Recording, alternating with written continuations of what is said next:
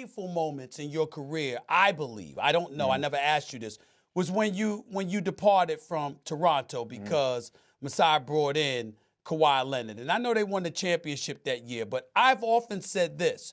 The kryptonite for the Toronto Raptors franchise at that particular moment in time was LeBron James, because y'all kept running into LeBron James. The year he arrived, LeBron James went to L.A. Right. So my attitude is, had DeMar DeRozan stayed there, he'd have been a champion with the Toronto Raptors. How do you feel about that once you hear something like that? Yeah, and never, to discredit those guys. I mean, they won it, they deserved it.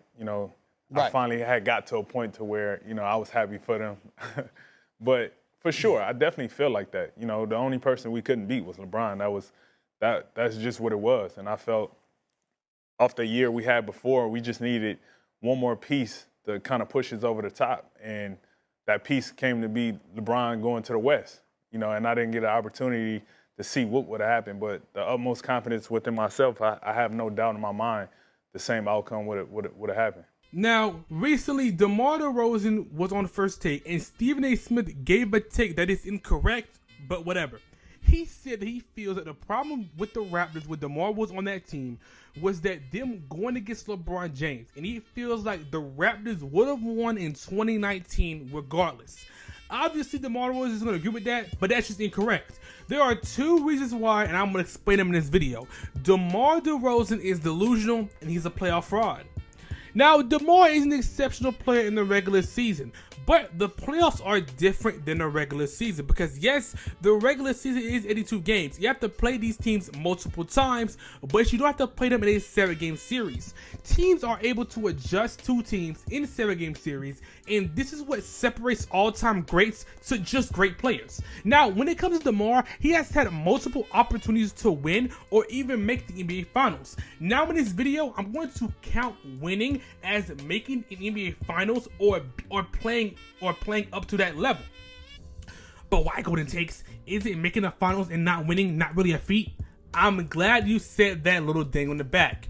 In 2017 and 2018, there is no chance that the Raptors even sniff a chance of beating that Warriors team in the Finals. 2015 and 16, I'm a little skeptical of them winning as well, but especially in 17 and 18. 2019, we'll get to that when we do. So now let's get to this video and start with the playoffs. Now, like I've been saying previously, DeMar DeRozan is amazing in the regular season, and that play made the Raptors see him as a franchise player. So let's start with the 2015-2016 playoff season. Now, the Raptors just secured the second seed, and we're heading into the playoffs, and we're seen as a legitimate threat. DeMar just had his best season by far, and with his best friend and duo on his side, they're ready for the playoffs. DeMar in the first round played against the Indiana Pacers, being led by Paul George still. Now, this series was 7 games, with the Raptors being able to pull off this series, but DeMar didn't play well at all. In this series, he averaged 17.9 points, 2.6 assists, 3.6 rebounds on 31, 16, 87 splits. And I can highlight these games as well. In game 2, he only had 10 points on 27% from the field. He attempted 18 shots this game, only made 5 of them, and didn't make a 3-point at all. Look at game 4. In game 4, he only had 8 points, 6 turnovers on 26% from the field. In game 6, which was a very crucial game in this series, he only had 8 points on 23% from the field. Then in game 7, yes, he had 30 points, but on 32 attempts. Out of 32 attempts, he only made 10 of them, which totals out to 31% from the field. Again, this is only the first series in this window span, but they end up winning this series, so let's move on to round 2. In round 2, they put the Miami Heat, who's been led by Dwayne Wade, but also other role players on this team, but still on paper, this Raptors team was better. But this series still went to 7 games. DeMar in this series averaged 22.1 points, 2.1 assists, 5.6 rebounds on 38, 25, 76 splits. Now in this series, DeMar didn't play excellent, but not as bad as he did in the previous series. Now, I want to congratulate Kyle Lowry and Jonas Valanciunas in this series. They played well and helped DeMar when he was struggling. They ended up winning this series. Now, next was the Eastern Conference Finals against the Cleveland Cavaliers. Now, I know what the comments are going to say, so I'm going to address it. Now, going to this series, do I expect DeMar and the Raptors to beat this team? No, not this year. But if DeMar shows some promise and plays well, then the loss totally won't be on him. Let's see how DeMar played.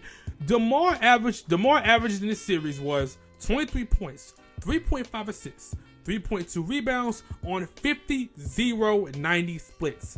Now, DeMar didn't play amazing, but he was going against a better team. So you know what? Let's give him a semi-pass. Psych! DeMar didn't play well in this series either. He had two games of scoring 30+ points, but besides that, he was barely scoring over 20 points. Now, let's move on to the next season, the 2016-17 playoffs. In the first round, they played the Milwaukee Bucks, who in the series, he averaged 23.5 points, 5.5 rebounds, 3 assists on 43-8-92 splits. They won this series in 6 games and move on to the semifinals. In the semifinals, they ended up getting swept by the Cleveland Cavaliers. DeMar this series averaged 20.8 points, 4 rebounds, 4 assists on 42-0-83 splits. DeMar again performed poorly. In game 1, he only had 19 points. In game 2, he had 5 points on horrific splits. Jesus. And in game 4, he again underperformed.